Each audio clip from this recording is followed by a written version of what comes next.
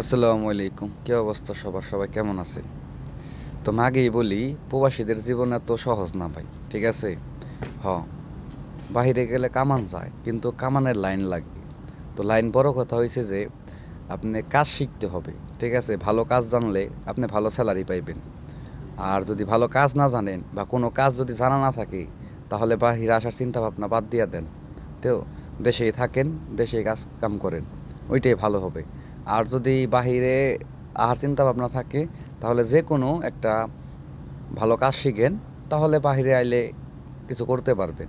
তো কাজের ভিতরে যেমন আমি ওয়েল্ডিংয়ের কাজ করি, যদি আপনি ওয়েল্ডিংয়ের কাজটা শিখতে পারেন, আপনি যে কোনো দেশে যান, আল্লাহর রহমতে আপনি ভালো একটা দাম পাবেন বা ভালো একটা স্যালারি কাজ করতে পারবেন।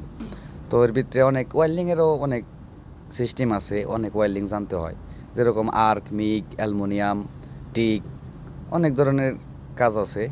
তো এমনি তো আরও অনেক কাজ আছে যেটা আপনি শিখলে এটা আপনার ব্যক্তিগত ব্যাপার। তো যে কাজ আপনি শিখেন, তবে কাজ শিখাই তৈব, যাই করেন বাহিরে আর চিন্তা ভাবনা থাকলে, বর্তমান যে যুগ, কাজ ছাড়া কোনো হানের দাম নাই ভাই, বুঝছেন? মানুষ চেহারা দেখে টাকা দেয় না, ঠিক আছে? কর্ম দেয়, হ্যাঁ। আর ভালো কাজ হলে টাকা দেয়।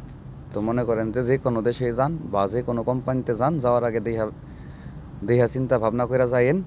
তো আজকে আমি একটা কাজের ভিডিও দিলাম, ভিডিওটা কেমন হয়েছে বা আমার কথা কতটুকু যুক্তি আছে বা নাই, অবশ্যই কমেন্টে জানাবেন। তো আশা করি সবাই পাশে থাকবেন, আর ভিডিওটি লাইক, কমেন্ট, শেয়ার করবেন। আর যারা যারা আমার মতো ওয়েল্ডিংয়ের কাজ করেন, অবশ্যই কমেন্টে জানাবেন। ওকে, সবাই ভালো থাকবেন, আল্লাহ হাফেজ।